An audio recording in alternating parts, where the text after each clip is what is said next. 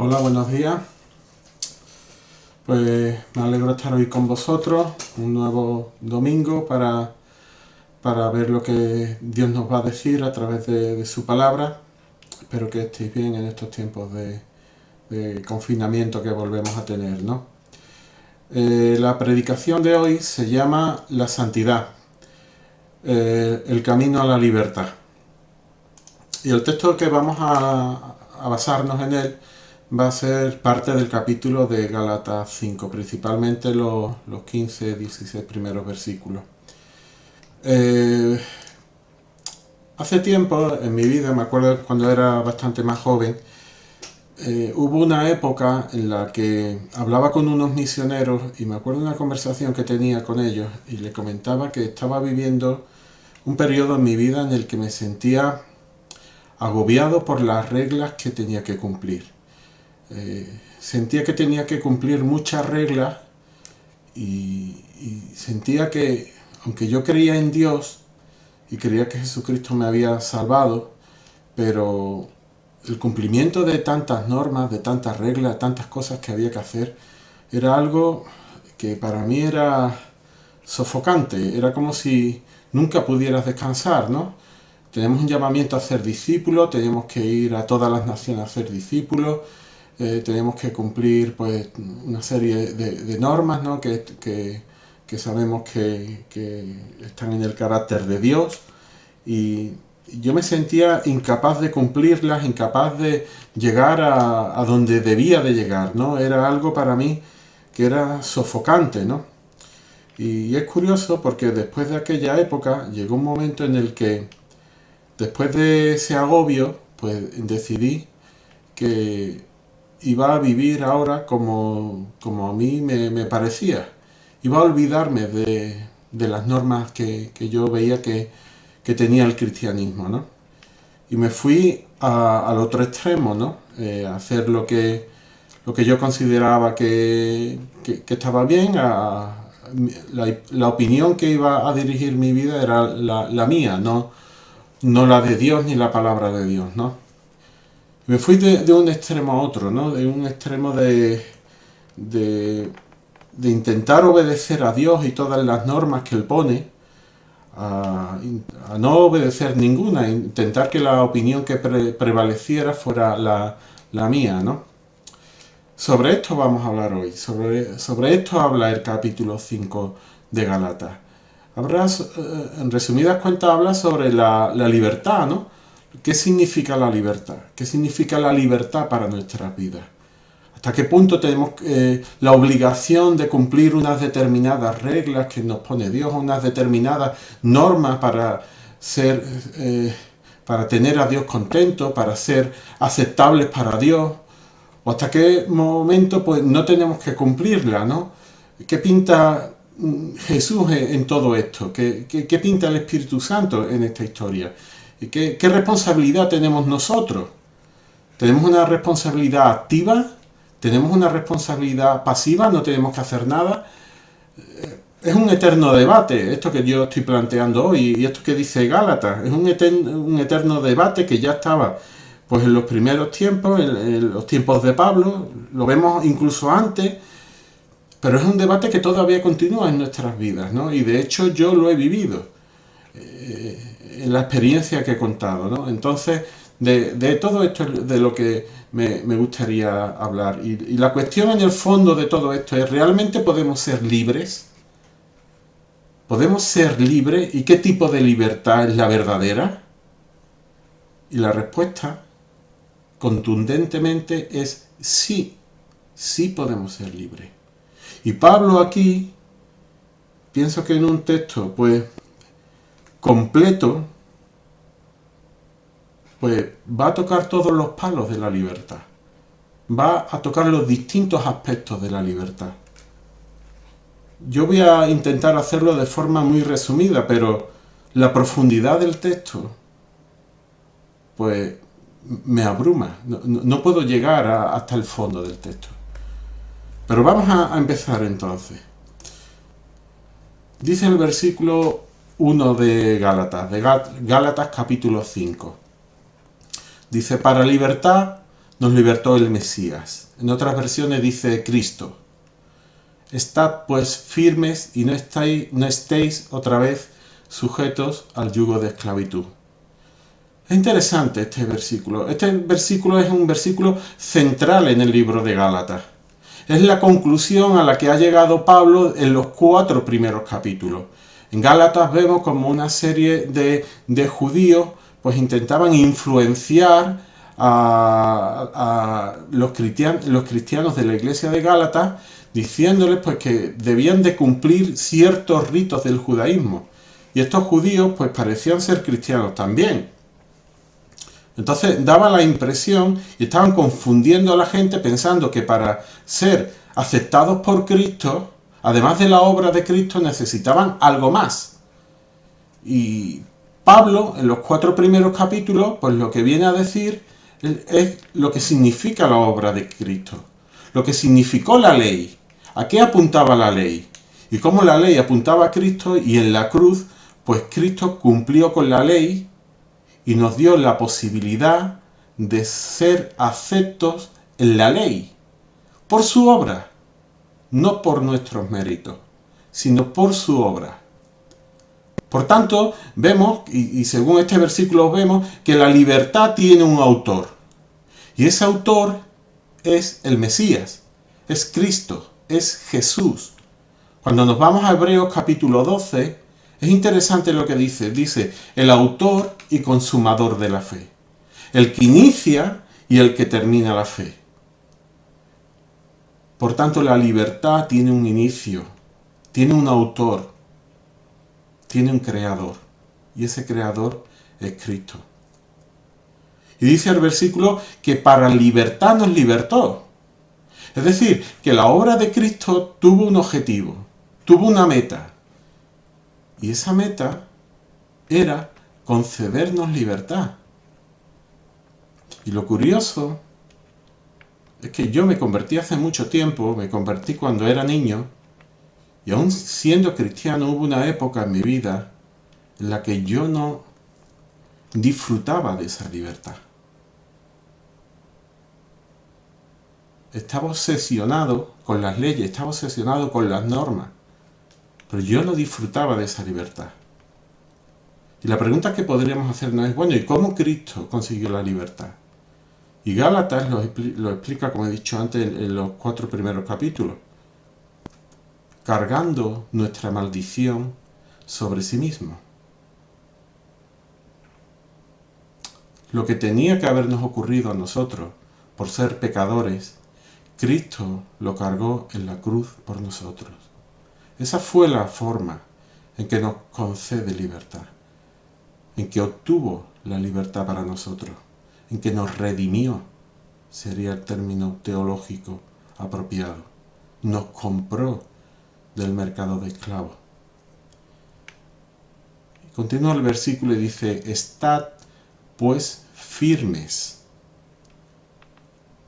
Nos pide que estemos firmes. No nos pide que redimamos nuestros pecados, sino nos pide que estemos firmes en esa libertad. La cuestión es cómo podemos estar firmes en esa libertad. ¿Qué debemos de evitar? ¿A qué nos debemos de agarrar? ¿Qué camino debemos de seguir?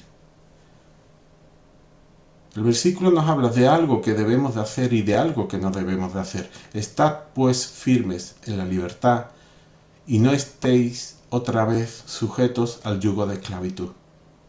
Debemos estar firmes en la libertad, pero debemos de huir del yugo de la esclavitud. Claro, podríamos preguntarnos, bueno, ¿y cuál es ese yugo? Continúa el capítulo, el versículo 2, y dice, mirad, yo Pablo os digo, si os circuncidáis, de nada os aprovechará el Mesías. Y otra vez testifico a todo hombre que se circuncida, que está obligado a practicar toda la ley.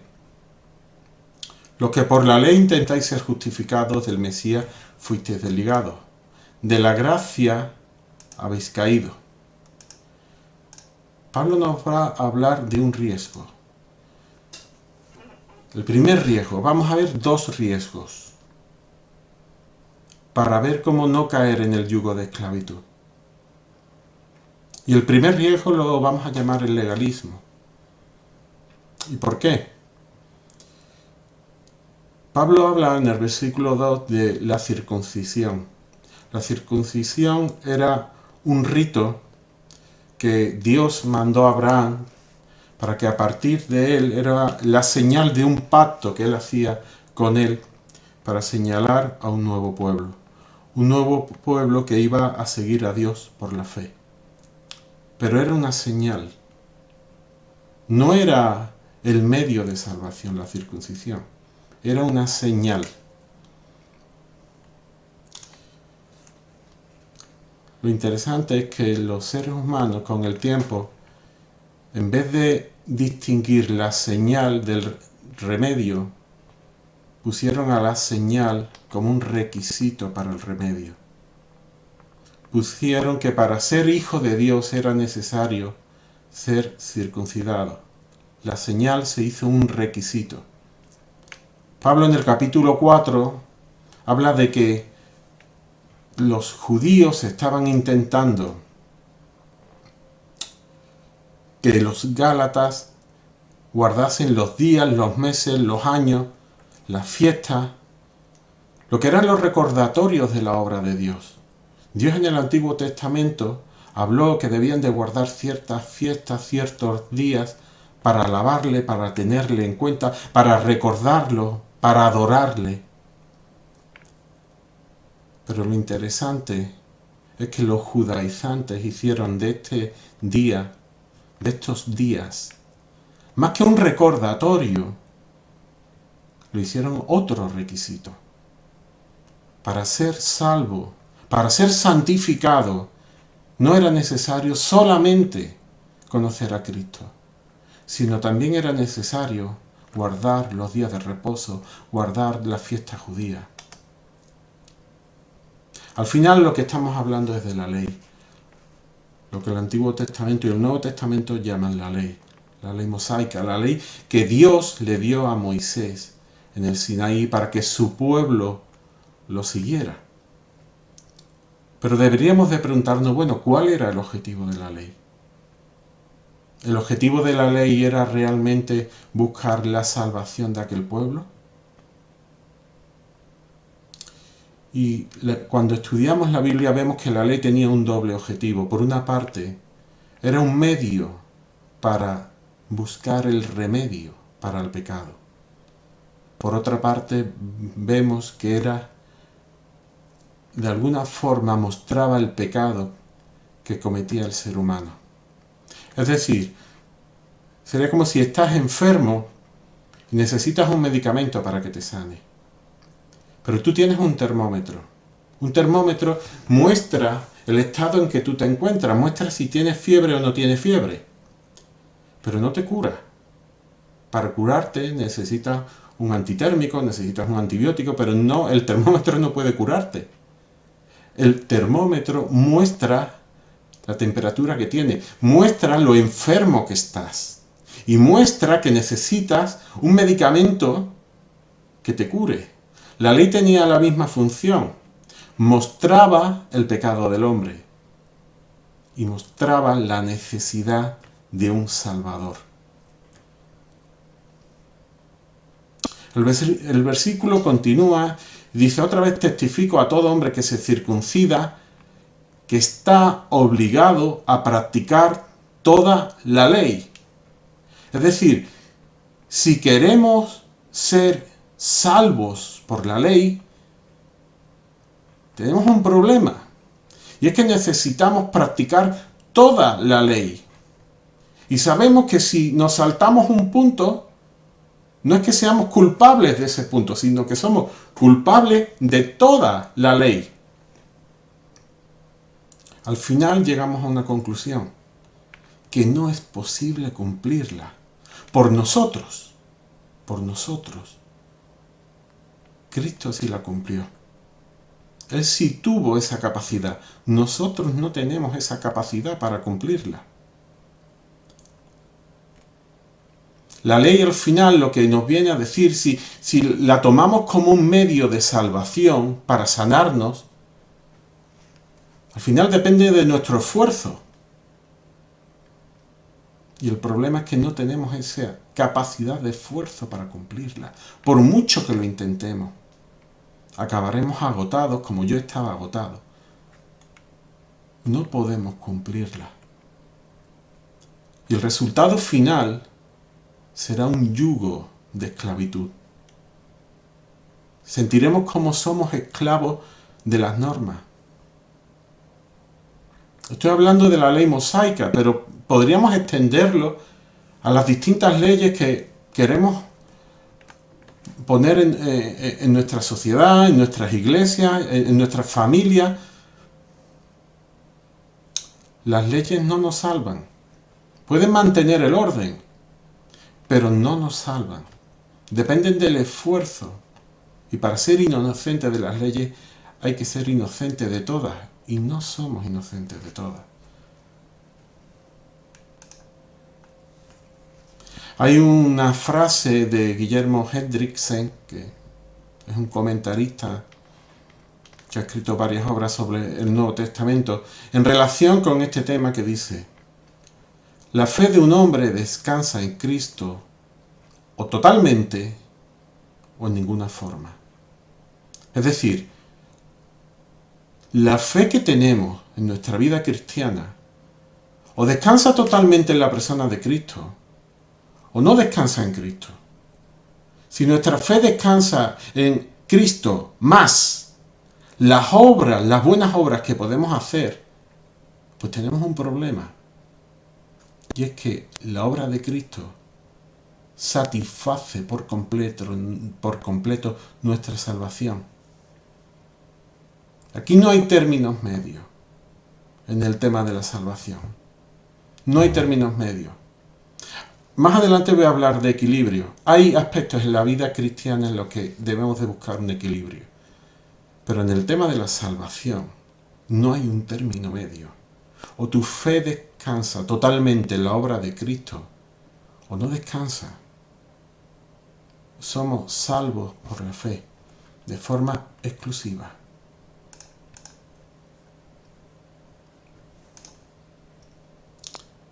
Dice el versículo 5, continuando con el legalismo, porque nosotros mediante el Espíritu, por fe, y ahora va a hablar del remedio contra el legalismo, de cómo evitar el legalismo, cómo no seguir al legalismo. Porque nosotros mediante el Espíritu, por fe, esperamos la promesa de la justicia.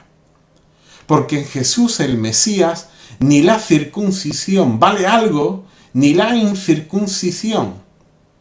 Y fijaos lo que dice a continuación, porque es una frase muy pequeña, pero es una frase que cambia por completo el significado de la ley. Porque dice, sino la fe que obra por el amor. Es decir, nos podríamos preguntar, bueno, ¿y qué es lo que vale? ¿Cuál es mi responsabilidad en la vida cristiana? ¿Qué es lo que tengo que hacer yo? ¿Tengo que hacer algo? ¿Tengo que vivir una vida pasiva esperando que la obra de Cristo lo haga todo por mí? ¿Cuál deben de ser mis obras? Somos salvos por gracia. Somos salvos mediante la gracia por la fe. Pero hemos sido creados para buenas obras. La fe produce obras, lo dice Santiago, y una fe sin obra es muerta. Pero el versículo dice, por el amor. Las obras de la fe se realizan por amor, no por obligación. Y esto lo cambia todo. Y toda la Biblia habla de esto. Cuando nos vamos a Abel y a Caín, y vemos que Abel ofrece un sacrificio que era agradable a Dios, una ofrenda que era agradable a Dios, y vemos que Caín ofrece una ofrenda que no era agradable a Dios, podríamos preguntarnos, bueno, es que las ofrendas de un tipo uno era agricultor, el otro era ganadero, es que Dios prefería unos productos antes que otros. El Dios del universo no prefiere unos productos u otros, le da igual, lo tiene todo es suyo. Él es el creador. No necesita nada. Lo único que Dios miró fue el corazón. El corazón de Abel y el corazón de Caín. Y se dio cuenta que en uno esa ofrenda se hacía con amor y en el otro no. Cuando nos vamos a los profetas y vemos que el pueblo de Israel está cumpliendo entre comillas la ley, pero el Señor le dice, por ejemplo en Isaías 58, ¿para qué ayunáis? Hablando sobre el ayuno, ¿para qué ayunáis? Como si me buscarais a mí. Pero en el fondo no me estáis buscando a mí, estáis haciendo un acto externo, ayunando, que parece que me estáis buscando, pero en el fondo no me estáis buscando a mí. Lo único que estáis buscando es vuestro propio interés. Estáis cumpliendo la ley por vuestro propio interés, no para satisfacerme a mí. En ese mismo capítulo habla sobre el día de reposo. El día de reposo no era una obligación, el día de reposo era para que el ser humano disfrutara con su creador, amara a su creador. Cuando nos vamos al Nuevo Testamento y vemos a la viuda que ofrece lo que correspondería a €1 de ofrenda, y vemos que hay mucha gente rica que está ofreciendo mucho dinero, muchísimo más que ella, y lo ve Cristo y le dice a los discípulos, ¿miráis a esta señora? ¿Habéis visto lo que ha pasado? En verdad os digo que ella ha dado mucho más que el resto. Aunque no había dado casi nada. Había dado lo que corresponde a hoy en día €1. ¿Quién no tiene €1? Y le dice, esta señora ha dado mucho más que todos los ricos que han dado mucho dinero. Porque todos ellos han dado lo que les sobra, mas ella ha dado todo lo que tenía. ¿Qué está mirando ahí Cristo? ¿Está mirando el dinero? No. Es lo mismo. El Dios del universo le da igual el dinero. Lo tiene todo, todo es suyo. El Dios del universo lo que mira es el corazón. Lo que mira es las obras que hacemos de corazón, con amor.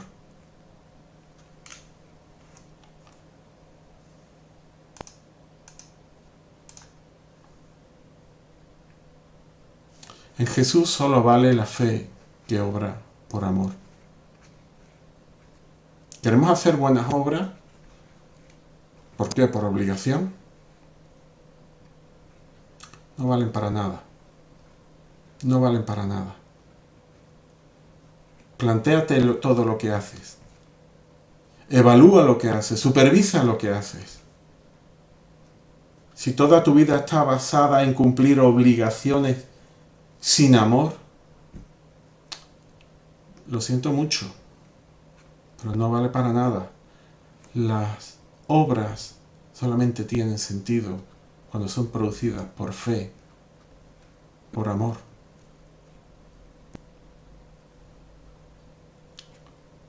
La cuestión sería cómo podemos amar a Dios. Hay un versículo que dice, si me amáis, cumplid mis mandamientos, y viene simplemente a confirmar lo que yo os estoy diciendo. ¿Cómo podemos amar más a Dios, no? Y la respuesta está muy clara. Mirando lo que Él hizo por nosotros. Mirando cómo Él se entregó por nosotros.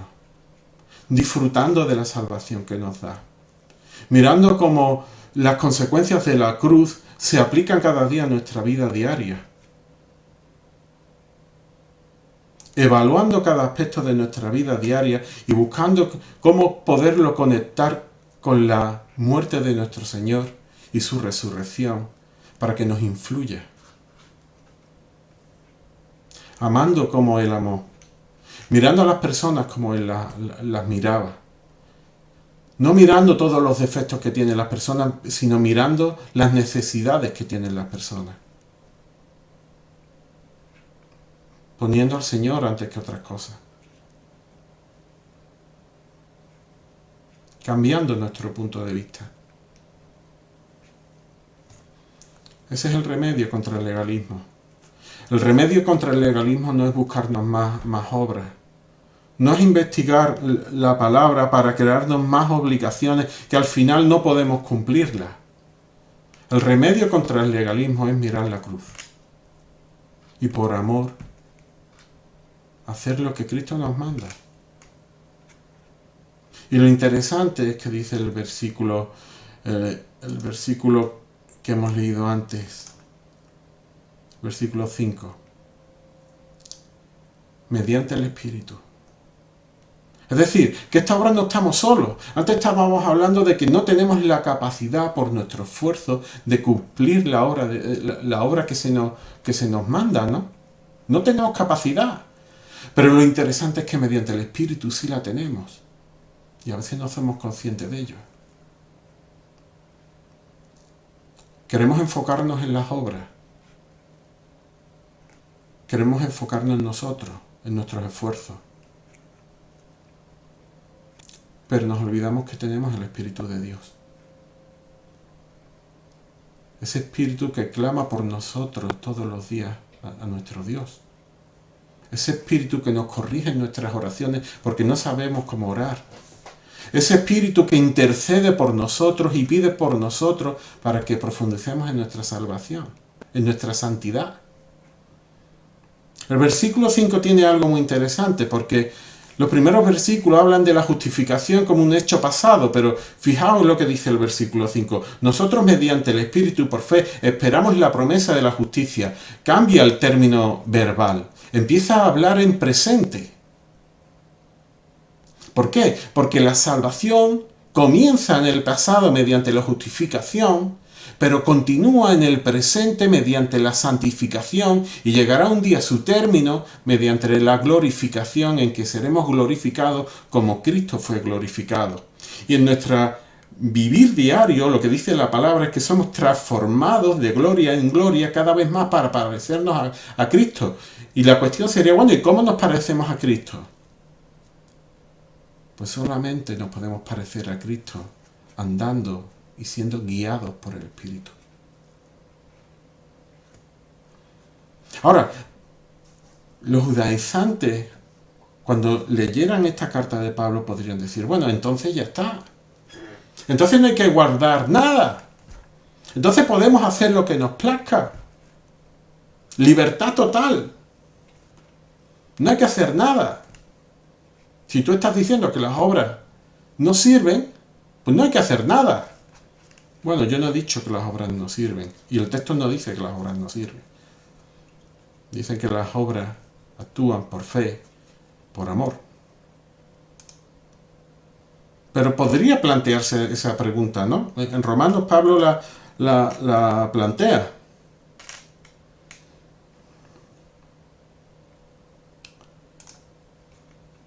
Y Pablo, adelantándose a esa cuestión, la toca directamente y dice en el versículo 13, porque vosotros, hermanos, a libertad fuisteis llamados, solamente que no uséis la libertad como ocasión para la carne, sino servíos por amor los unos a los otros. Es decir, existe el riesgo, y es un riesgo real, de usar la libertad que Dios nos da como ocasión para la carne. Y ahora va a explicar un poco más lo que significa esto. Continúa, dice, sino servíos por amor los unos a los otros, porque toda la ley en esta sola palabra se cumple. Amarás a tu prójimo como a ti mismo. Y continúa y dice, pero si os mordéis y os coméis unos a otros, mirad que también no os consumáis unos a otros. Pablo está hablando ahora del riesgo de usar un abuso de la libertad. De utilizar una libertad sin límites. ¿Y cuál es ese peligro? Pues el mayor peligro, como dice el versículo 15, es morderse y comerse unos a otros, hasta llegar a consumirse unos a otros, o uno solo. Y os voy a poner un ejemplo de esto que la verdad es que es bastante triste, ¿no? En esta semana hemos conocido como un futbolista que fue extraordinario, uno de los mejores futbolistas de toda la historia del fútbol, murió, ¿no? Diego Armando Maradona. Y este hombre fue un futbolista pues buenísimo. Cualquiera que lo viera vio jugadas increíbles de él. Y sin embargo, la paradoja es que siendo tan bueno, desperdiciara su vida de una forma tan triste. Tuvo grandes vicios. Fue adicto a la droga hasta morir con 60 años. Y en la tristeza, cuando uno lee cómo murió prácticamente sin lo suyo. Solamente creo que había un sobrino allí con él. Murió rodeado de personas a las que, pues, no sé si las conocía mucho, ¿no? Pero que no era su verdadera familia, ¿no? Era alguien que teniéndolo todo, al final lo perdió. Se consumió a sí mismo.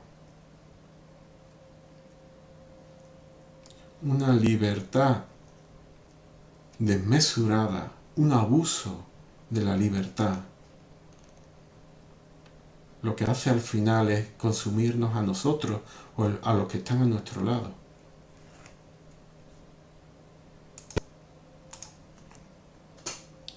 Nuestros deseos ilimitados. No poner freno, el desenfreno a lo que queremos. Cumplir nuestros sueños sin importarnos los demás.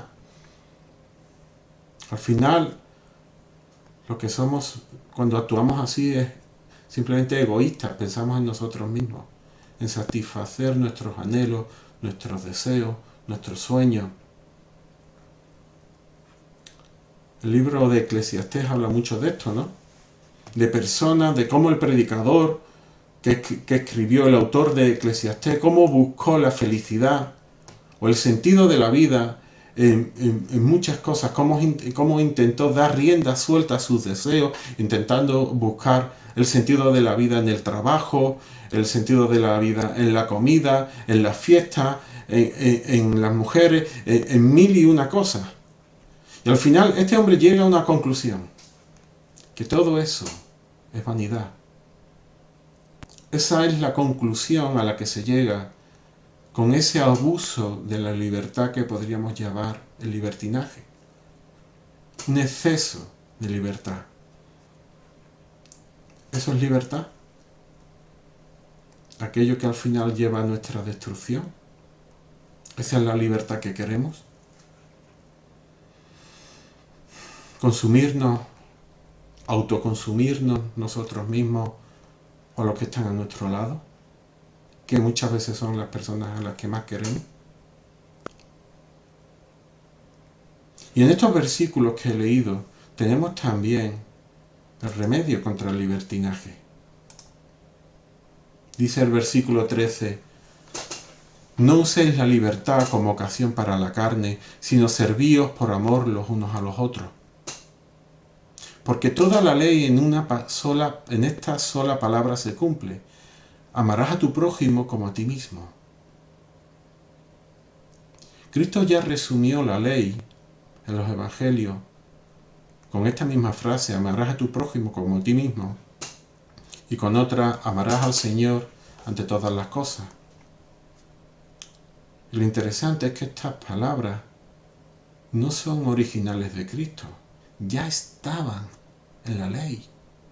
En Deuteronomio nos habla que la necesidad de amar al Señor ante todas las cosas. Y en Levítico también se nos dice ya la necesidad de amar al prójimo como a sí mismo. Es decir, Jesús no está sacando nada nuevo, ya está exponiendo aquello que estaba en la ley. El único problema es que se invirtieron el orden de prioridades. Y Cristo lo está poniendo ahora cada cosa en su sitio. El motivo para obrar en nuestra vida debe ser este. Estos son los límites. Esta es nuestra ley.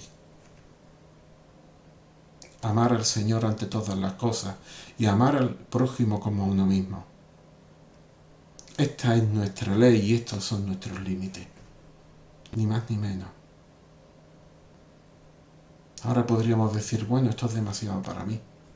Y es verdad, es mucho para nosotros.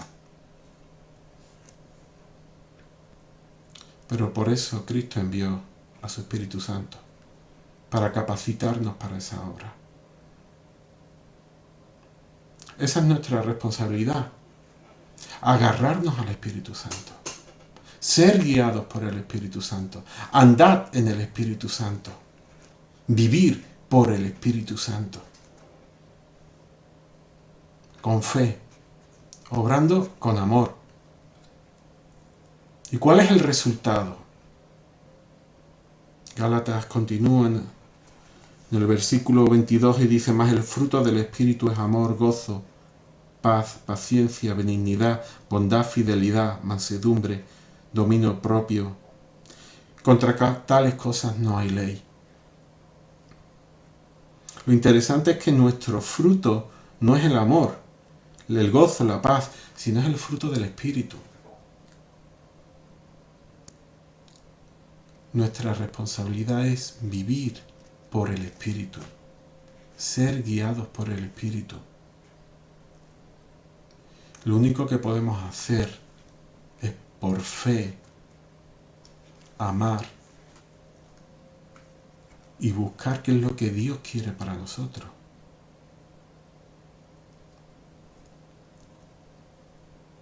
Si vivimos por el Espíritu, andemos también por el Espíritu. Que el Señor os acompañe. Amén.